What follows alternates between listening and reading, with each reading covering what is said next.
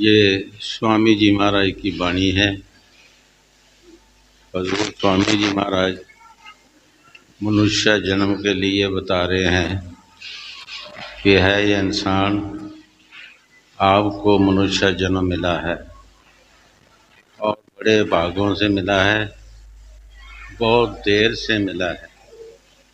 कुछ अपना काज बना लें, देखना हमारा काज क्या बिगड़ रहा है, कौन सा काज है जो हमारा बिगड़ रहा है। हम दुनिया के सभी काम करते हैं, सर्दी गर्मी में करते हैं, लेकिन जो अपना काम है वो नहीं करते। अपना काम हमारा भजन सिमरन, साध संगत की सेवा, जिससे हमारी कल्याण होनी है, ये काम करना बहुत मुश्किल है। अगर किसी को जब कहते हैं कि भाई भजन करया कर, वो कहता जी नहीं होता। वो ठीक कहता है, जो भी कहता है वो ठीक कहता है, नहीं होता है। लेकिन हमें देखना है कि कैसे नहीं होता। जब हम दूसरे काम करते हैं, सर्दी गर्मी में करते हैं, मीरी गरीबी में करते हैं, तो क्या भजन कैसे नहीं हो सकता। भजन को हम अपना काम नहीं समझते। अगर अपना काम समझ लें तो जैसे दुनिया के काम करते हैं ऐसा ही इसका भी काम होना चाहिए। स्वामी जी महाराज जो वाणी में बता रहे हैं, मिली नर दे ये तुमको। संतों को मालूम है कि मनुष्य दे मिलनी बहुत औखी, बड़ी देर के बाद मिलती है और दुनिया के 84 के चक्कर के कई जन्म पाना पड़ते हैं। वाणी में गुरु साहब जी फरमाते हैं, कई जन्म पे कीड़ पतंगा, कई जन्म गज मीन करंगा, कई जन्म पैंखी सर्प होयो, कई जन्म एवर वृक्ष जोयो। मिल जगदीश मिलन की वरिया, चिरा काल ए दे संजरिया। सारे संत महापुरुष जितने भी दुनिया में आए हैं, इस मनुष्य जन्म का आदर मान करते हैं और ये बड़ी देर के बाद मिलता है। गुरु साहब जी फरमा रहे हैं, किसके लिए मिला है? अपने जगदीश परमात्मा को मिलने के लिए, जिससे हम बिछड़े हुए हैं। जैसे एक समुंदर का कतरा समुंदर से बिछड़ जाता है तो गंदा हो जाता है, कभी सर्द हो जाता है, कभी गर्म हो जाता है। ऐसे हम बिछड़े हैं, हम दुखों सुखों के देशों में चले जाते हैं। कभी हमें दुख मिल जाते हैं, कभी सुख मिल जाते हैं।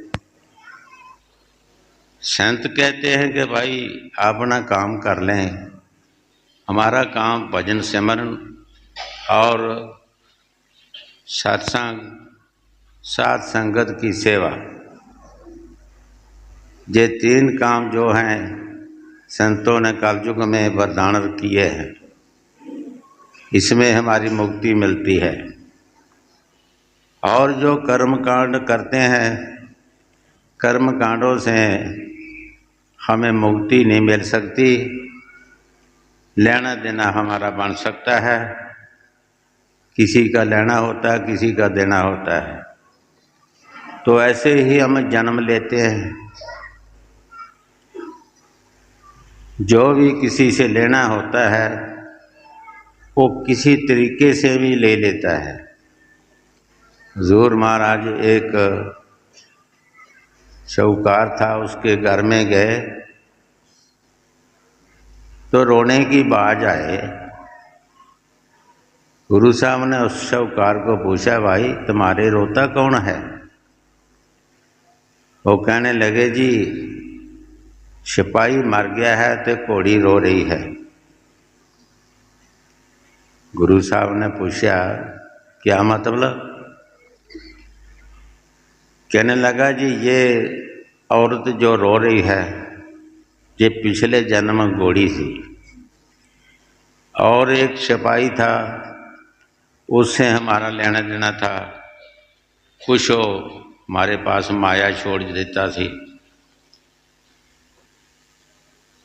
एक घोड़ी जबरदस्त होकर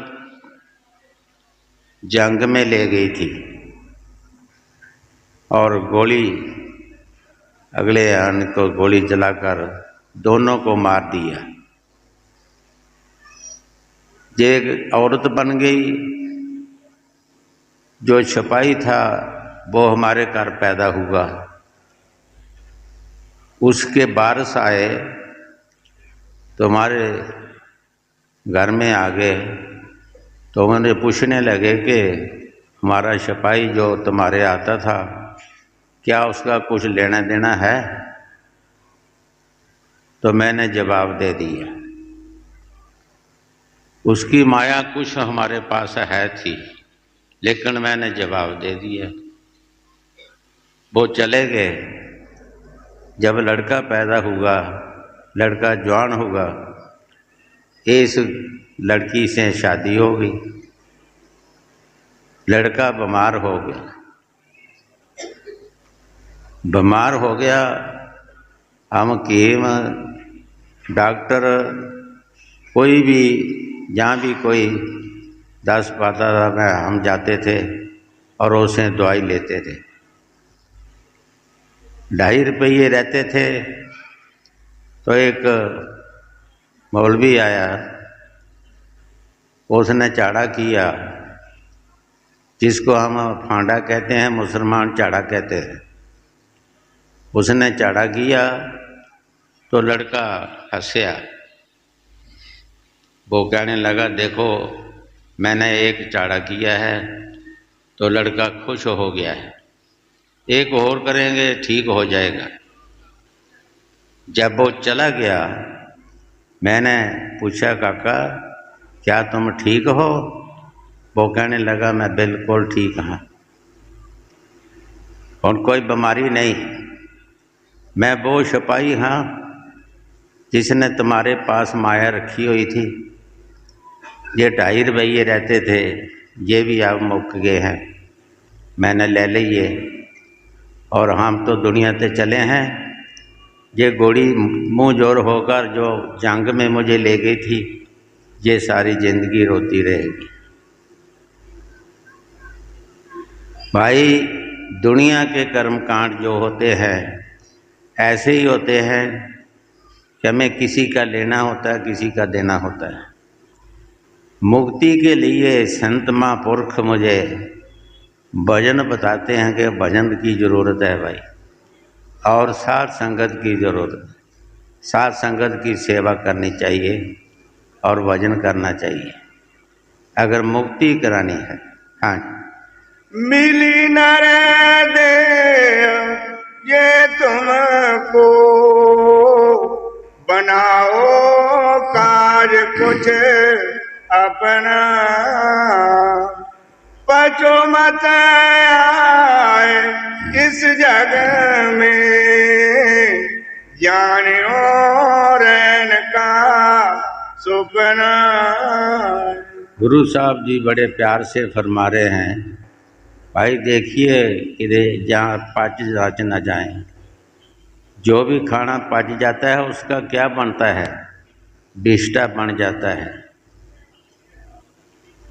अगर हम भी दुनिया में राजपथ जाएंगे दुनिया के कामों में, तो हमारा भी कुछ नहीं बनेगा, हम भी गंदे हो जाएंगे। जैसे हज़रत अबू साहब ने बाणी में फरमाया, पलीदा पलीदी कीती बाहू, कोई असल पलीदी नहीं सी हो। हम पलीद हो गए हैं, गंदे हो गए हैं, लेकिन जब हम जहाँ आए थे तब गंदे नहीं थे। हम बड़े साफ थे, बड़े अच्छे थे, लेकिन जब हमारी मिलावट हुई दुनिया से हम गंदे हो गए।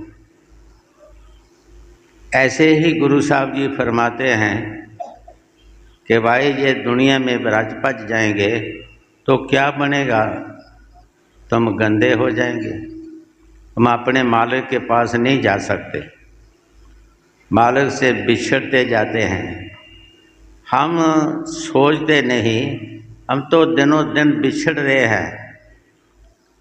जैसे कोई मिस्त्री किसी बर्तन को सट्टा लगाता है, उसकी डेढ़ जो होती है बढ़ती जाती है। अगर उसको टांका लगाया जाए तो वो डेढ़ खत्म हो जाती है, वो बर्तन अच्छा बन जाता है।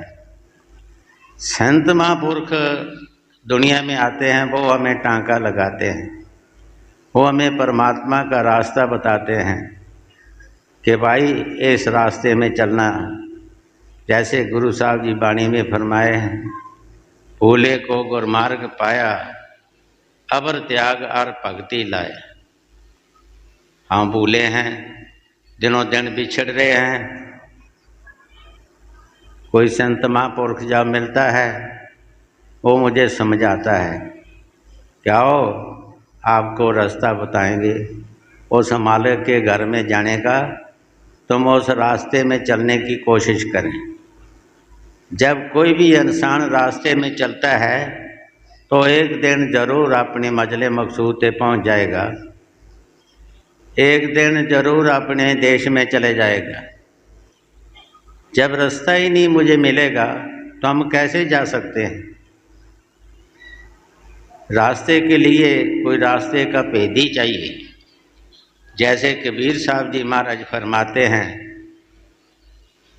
बस्त काही ढूंढे काही किस विद आवे हाथ, कहे कबीर तब पाइए जब भेदी लीजे साथ, भेदी लीजे साथ दीना वस लुखाए, कोट जन्म का पंथा छिन में दे पहुँचाए। गुरु साहब जी फरमाते हैं, किसी भेदी की ज़रूरत है जो वो रास्ते में चलता है, जो रास्ते में चलता है उसकी ज़रूरत है। हमें किसी संत महापुरुषों की तलाश करें। दुनिया में संत जरूर हैं, हिंदुओं भी है, मुसलमानों में भी है ने, लेकिन तलाश की ज़रूरत है। जब हमें मिल जाएंगे वो मुझे रास्ता बता देंगे। जैसे कबीर साहब जी फरमाते हैं, कोट जन्म का पंथा, कोट जन्म का पंथा छिन में दे पचाए। संतों महापुरुषों को रास्ते की मालूम होती है, वो शॉर्टकट रास्ते होते हैं उनके पास, वो जल्दी से जल्दी तरीका बताकर उस रास्ते में लगाकर अपने देश में पहुंचा देते हैं। अगर जब तक कोई महापुरुष नहीं मिलता तो हम अपने देश में नहीं जा सकते। जब मिल जाएंगे तो अपने देश में चले जाएंगे। हम जिस समुंदर से कतरा खिंडकर जहाँ आए हैं वहाँ ही चले जाएंगे और समुंदर में ही मिल जाएंगे। कह दो आत्मा परमात्मा से मिल गई, वो भी परमात्मा बन जाती है। हाँ जी। बचो मत आए इस जग में, ज्ञानियों रैन का सुपना। ये संत एक सुपना बता रहे हैं। हम जिस संसार को अपना संसार, अपनी दुनिया, अपना घर बार समझते हैं, तो संत क्या बताते हैं कि भाई ये तो सपने की बात है। जैसा सपना किसी को आता है तो जब दिन चढ़ता तो कुछ भी नहीं, ऐसे हमारा भी सपना हो जाता है। 4 दिन की चांदनी फिर अंधेरी रात, 4 दिन की चांदनी जे मनुष्य जन्म है और फिर अंधेरी रात 84 आ जाती है। हम 84 में चले जाते हैं। 84 में कई जन्म लेने पड़ते हैं, एक जन्म नहीं कई जन्म लेना पड़ते हैं। हाँ जी। देह और देह सब झूठा, परम में काय को खपना। देह और ग्रह, गुरु साहब जी फरमाते हैं कि ये शरीर भी हमारा झूठा है और जिस घर में रहते हैं ये भी झूठा है। कई बार हमें घर बनाए हैं, कई बार हमारे देह बदले हैं। कभी हम मनुष्य बनते हैं, कभी हम कोड़े खोते भी बनते हैं, कुत्ते बिल्ले भी बनते हैं, भूत प्रेत भी बनना पड़ता है 84 में। और कई बार हम पक्के का घर बनाते हैं, कई बार कच्चे, कई बार ये जमीन में रुडें बन जाती हैं कीड़े मकोड़े की, वो भी जन्म है और उनको भी बुझोग लगता है। जब बदल पड़ता है तो हजारों जीव रुड़कर मर जाते हैं, वो भी रोते हैं। हर एक जीव जड़ा दुनिया में आता है वो रोते हैं। किसी पशु की हालत देख लें, किसी पशु का बच्चा जा गुजर जाता है तो पशु की आँखों से पानी निकलता है, वो भी रोता है। चिड़ी के आलड़े में बोर्ड डिग जाता है जब तो चिड़ी भी रोती है, वो भी चूँ चूँ करती है उसके आसे पासे। हर एक जीव जड़ा दुखिया है। पशुओं को भी दुख पैदा हो जाता है, परिंदों को भी दुख पैदा हो जाता है और 84 में इंसान को भी दुख पैदा हो जाता है। कई जन्म आना पड़ता है, कई जन्म जाना पड़ता है। हाँ जी।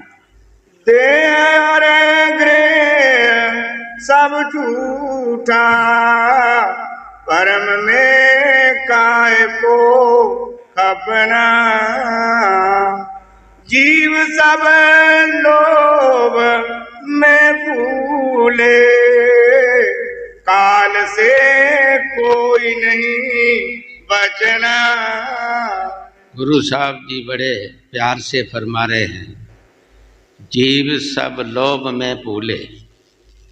सब जीव, संतों की वाणी मुश्तरका होती है, सबको कहते भी हैं, किसी का नाम नहीं लेते।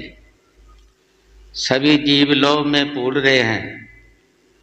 बड़े बड़े शाहूकार भी बोल रहे हैं, गरीब भी बोल रहे हैं, राजे महाराजे भी बोल रहे हैं।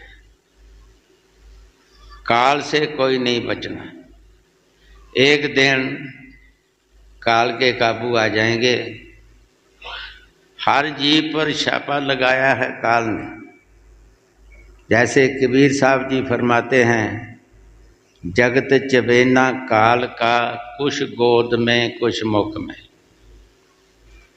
इस संसार जड़ा पैदा हुआ है ये काल का एक चबेना है। जैसे बच्चे दाने चबते हैं, कुछ मुख में पाए होते हैं, कुछ हाथ में ले होते हैं, कुछ चोड़ में पाए होते हैं। ऐसे ही काल ने हर जीव के उते छापा मारिया है, सबको काबू रखा हुआ है, सबको फड़ा हुआ है। एक दिन हम काल का चबेना बन जाएंगे। जब तक मुझे संत महापुरुष नहीं मिलते हम काल से बच नहीं सकते। काल की जो करनियां हैं, करनी कराकर मुझे फिर अपने देश में ले जाता है, अपने 84 के चक्कर में ले जाता है, कर्म भी कराता है और 84 में भी ले जाता है। हमें कोई समझ नहीं आती। समझाने के लिए संत महापुरुष आते हैं कि भाई जो तुम कर्म कर रहे हैं किस लिए कर रहे हैं, किस काम के लिए कर रहे हैं, क्या फ़ायदा इनका करने का। तुम ऐसे कर्म करिए जो वापस ना आना पड़े। बड़े बड़े जोगी, बड़े बड़े स्वर्गां के रहने वाले जो वापस आते हैं, संत वो शब्द बताते हैं कि जिससे हम वापस नहीं आएंगे, अपने घर में रहेंगे। कई बार ये बताया है कि राजा इंद्रापुरी का राज करता हुई जब उसमें एक काम की दृष्टि अंदर आई तो वापस आना पड़ा मातलोक में। जितने जोगी जिगेश्वर, जितने भी महात्मा थे, सबकी मदद ली, चंद्रमय सूरज की मदद ली और गौतम ऋषि के घर जाकर कुकर कर्म किया, जिंदगी का रोग ला लिया, वापस आना पड़ा। संत महापुरुष जो बताते हैं कि भाई जिससे वापस आना है उसको जहाँ ही छोड़ दें, बुला दें, उसकी ख्वाहिश ना रखें। जिस विषय ने, जिस काम ने मुझे जहाँ लेना है उसको जहाँ ही छोड़ दें, उसका ध्यान ना रखें। शब्द व्यासी महापुरुष जर आते हैं, वो हमें समझाते हैं। जो कोई उनके आंखें लग जाता है, समझ जाता है, वो अपने देश चला जाता है। जो उनकी शिक्षा नहीं लेता वो 84 के चक्कर में उसको आना पड़ता है और 84 में आकर कई बार भूत प्रेत भी बनता है। जहाँ आशा तहाँ बाशा। हम जब बनिया मुशाना को पूजेंगे, जहाँ भूत होते हैं वहाँ भूत बनेंगे। दरख्तों को पूजेंगे, हम दरख्त बनेंगे। पशुओं की पूजोंगे, पशु बनेंगे। हजूर जिन का दरबार है, वो कई बार फरमाते थे कि जहाँ हाशा तहाँ बाशा। अगर हम सतगुरु की पूजा करेंगे, सतगुरु का हुक्म मानेंगे, वो कहते हैं कि भाई सब कुछ छोड़ दे, भजन से मन करें, ईश्वर का नाम जाप, और किसी चीज़ की ज़रूरत नहीं, साथ संगत की सेवा और ईश्वर का नाम जाप। पिछले इतिहास हम देख लें कि जिन्होंने ईश्वर की पूजा की है वो अपने घर में चले गए हैं, वो अपने देश में चले गए हैं, अपने मालिक से मिल गए हैं। चाहे कोई गरीब हो, चाहे कोई अमीर हो, वहाँ अमीरी और गरीबी का कोई सवाल नहीं, प्यार का सवाल है। कई बार आगे भी बताया था कि ऋषियों मुनियों ने भगवान को कहा कि महाराज हमारे आश्रम में दर्शन दें। उन्होंने मान लिया, टाइम दे दिया, और उसे जंगल में एक पीलनी थी जिसकी कक्षों की चौपड़ी थी और खाने पीने के लिए भी कुछ खास चीज़ नहीं थी उनके पास, लेकिन श्रद्धा पूरी थी, प्यार पूरा था। ऋषियों मुनियों के बड़े बड़े आलीशान मकान थे और अच्छे अच्छे खाने भी थे। जब उस टाइम पर भगवान जी गए, एक ऋषि को पूछा ये मकान किसका है? कहने लगा जी हमारा है। दूसरे को पूछा ये किसका है? जी हमारा है। इस तरह पूछते पूछते चले गए, किसी मकान में बैठे नहीं। कहने लगे यहाँ साधु और भी कोई है? उन्होंने पीलनी का इशारा दिया। पीलनी एक चौपड़ी बड़ी दूर है, पीलनी रहती है यहाँ। भगवान जी वहाँ चला गए। देखो प्यार तो प्यार ही होता है। जब भगवान ने पूछा कि ये चौपड़ी किसकी है, पीलनी खड़ी हो गई, हाथ बांध लिए और गल में पल्ला पा लिया। बड़ी श्रद्धा से, बड़े प्यार से, बहुत निब्रता से कहने लगी, महाराज ये चौंपड़ी भी आपकी है, मैं भी आपकी हाँ, मेरा यहाँ कुछ नहीं। उस चौंपड़ी में भगवान जी बैठ गए और जूठे बेर पीलनी के खाए। पीलनी के घर में तो कुछ नहीं था। जब को उसको पता चला था कि भगवान ने जहाँ आना है, तो ये सोचा कि हम भोग किसका लगाएंगे। वो जंगल में जाकर मीठे मीठे बेर तोड़कर लाई और अपनी चौंपड़ी में रख लिए थे। जब भगवान जी आए, चौंपड़ी में बैठ गए और जूठे बेर पीलनी के खाए। यहाँ से सपूत होता है कि वो परमात्मा किसी एक मकान का भूखा नहीं, किसी पदार्थों का भूखा नहीं, उसको प्यार की ज़रूरत है, उसको प्यार चाहिए।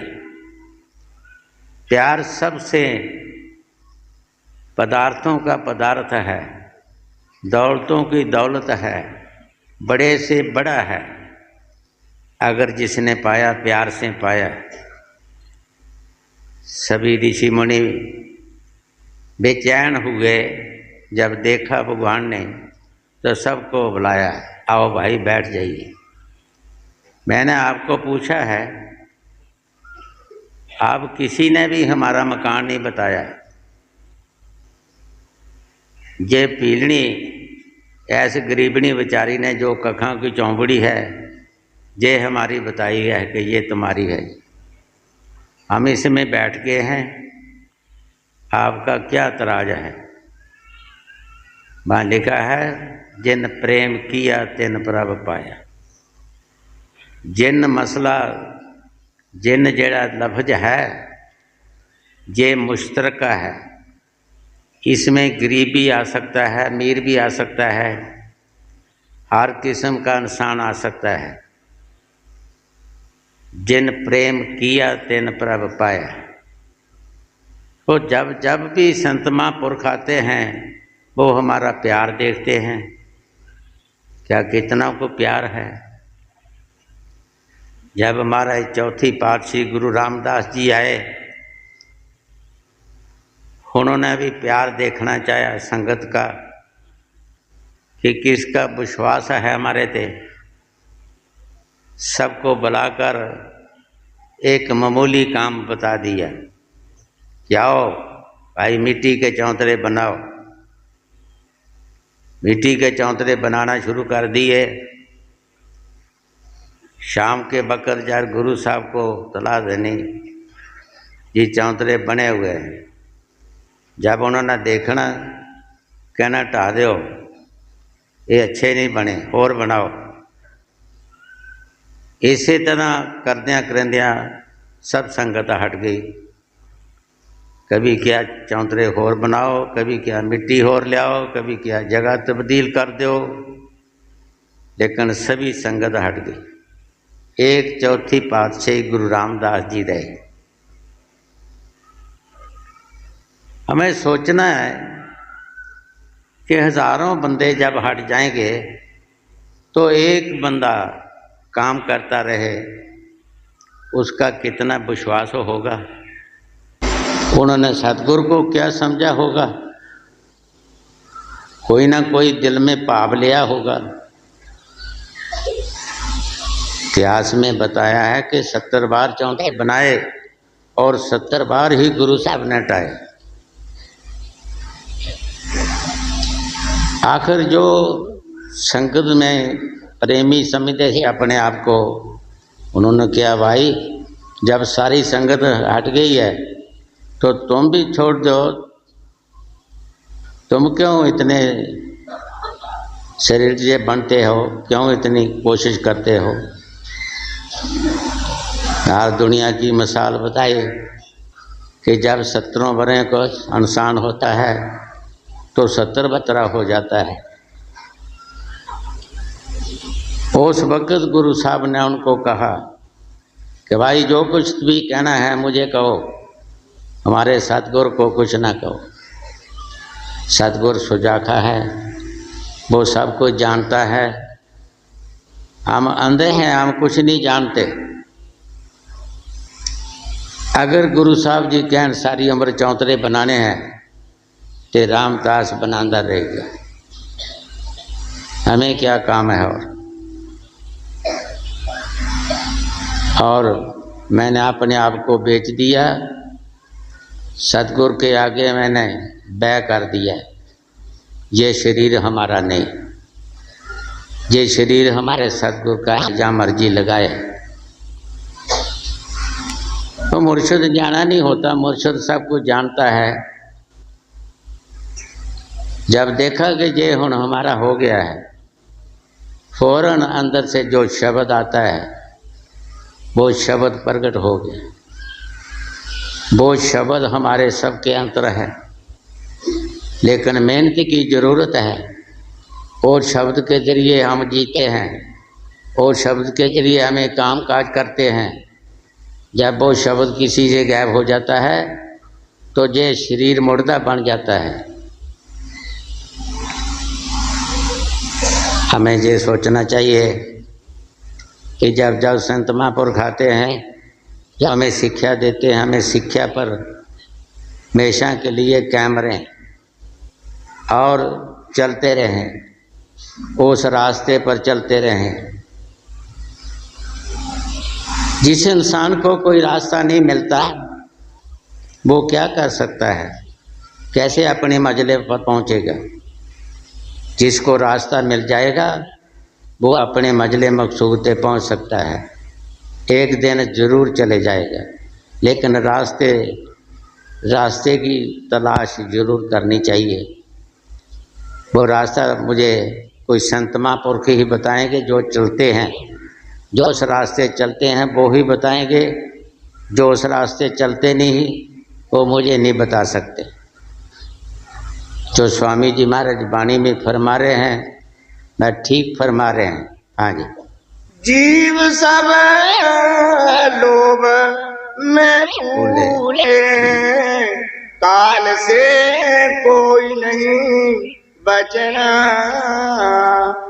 तृष्णा अगन जग जारा, बड़ा सब जीव को तपना। एक तृष्णा हमारे अंदर ये बहुत बड़ी बीमारी है, ये ना खत्म होती है। जब जब तृष्णा किसी इंसान के अंदर आती है वो जलता है, उसकी तृष्णा पूरी होती नहीं, वो रोता रहता है, जलता रहता है अंदर में, तृष्णा पूरी होती नहीं। तृष्णा की कोई हद नहीं। एक दो काम जब पूरा होता है तो कहता है कि जे तो होना ही सा, दो चार के हो तैयार कर लेता है। जब वो भी पूरे होते हैं दो चार और आगे तैयार कर लेता है। कभी किसी की तृष्णा पूरी नहीं होती। 100 साल का बूढ़ा तुम देखो, उसको भी पूछो कि क्या तुम्हारी तृष्णा पूरी हुई है, वो भी कहेगा कि नहीं। कहीं काम बताएगा हमारे काम रह गए हैं। सो इस बात से संत महापुरुष हमें समझाते हैं कि भाई तृष्णा की कोई ज़रूरत नहीं, ऐसे दुखी होने की कोई ज़रूरत नहीं। जो तुम्हारी वस्तु है, जो तुम्हें परमात्मा ने बख्शना है वह बख्शा है। जब भी इंसान का जन्म आया था वो ईश्वर होकर सब वस्तु हमारे पास आई हैं। वो कर्मानुसार मुझे मिलते हैं, हमारी चीज़ दूसरा नहीं ले सकता। कई बार आगे भी बताया है कि गुरु नानक देव जी महाराज ने मर्दाने को कहा, मर्दानिया ये ज्वार का दाना लाहौर की कुकड़ी ने खाना है, मर्दाने ने उसको फड़ के मुँह से पा लिया। मर्दाने को ठुंड लगा, कपाल दाना चढ़ गया। जब दौड़ के दौरे में गए, मर्दाने को निश आई, दाना बाहर आ गया। कुकड़ी ही उसने खा लिया। गुरु साहब ने कहा, मर्दानिया वो ही दाना है जो मैंने आपको कहा था कि लाहौर की कुकड़ी ने खाना है, तुम कैसे खा सकते? तो जो हमारा दाना है उसको कोई नहीं खा सकता। हमें तृष्णा की कोई ज़रूरत नहीं, हमें चिंता करने की कोई ज़रूरत नहीं। जो हमारी वस्तु मिलनी है वो मुझे मिलनी है, वो दूसरे को नहीं मिल सकती। लेकिन जो जो हमें कर्म किया है, कर्मों के सामने मिलेगा। किसी को दुनिया में बहुत कुछ मिलता है, किसी को कम मिलता है। हमें अपने कर्मों को देखना चाहिए। ये हो सकता है हमारे कर्म ही ऐसे होंगे, हमें भी ऐसा ही काम किया होगा। जो बड़े हैं उन्होंने बड़ा काम किया होगा। तो चिंता की कोई ज़रूरत नहीं। एक काम जरूर करना चाहिए, भजन सिमरन करना चाहिए। भजन सिमरन दौलतों की दौलत, बादशाहियों की बादशाह, शौकारों की शौकारी। भजन सिमरन जो है ये सबसे बड़ा है। ये जरूर है कि इसको करना चाहिए। संत महापुरुष किसी दौलत का भूखे नहीं होते, किसी मकानों के भूखे नहीं होते। वो तो यही कहते हैं कि भाई ईश्वर की बंदगी करो, ईश्वर का नाम जपिए। जो ईश्वर का नाम जपता है तो ईश्वर जो उसके निंदक हैं, जो बुरे कर्म करते हैं, उनको भी दे रखा है। जो ईश्वर का नाम जपेगा क्या वो भूखा डरेगा? उसको ना कुछ देगा, परमात्मा उसको भी देगा। उसकी परलब्ध बढ़ती है, उसको भी सब कुछ देता है। सिर्फ हमें जो सोचते हैं, बहुत सारे कई लोग ऐसे हैं जो जल्दी से किसी घबराहट में आकर दुनिया को छोड़ देते हैं। तो जब पूछें भाई क्या हुआ, तो यही बोलते हैं कि कोई टेंशन थी। भाई टेंशन किस चीज़ की थी? क्या मालूम है कि हम टेंशन जिस चीज़ की अब कर रहे हैं वो साल को मिलनी होगी, 2 साल को मिलनी होती है हमें। हम टेंशन आज करते हैं, टेंशन करके अपना शरीर, अपनी मौत कर लेते हैं। हम दुनिया पर चले जाते हैं, वो चीज़ बनी रहती है। हमें टेंशन करने की कोई ज़रूरत नहीं, बेगम रहना चाहिए। जो वस्तु मुझे मिलनी है वो मिलनी है, अब भी मिलनी है, बाद में भी मिलनी है, बाद में भी मिलनी है। जब भी उसका मौका होगा, टाइम होगा, वो परमात्मा जरूर दे देगा। हाँ जी।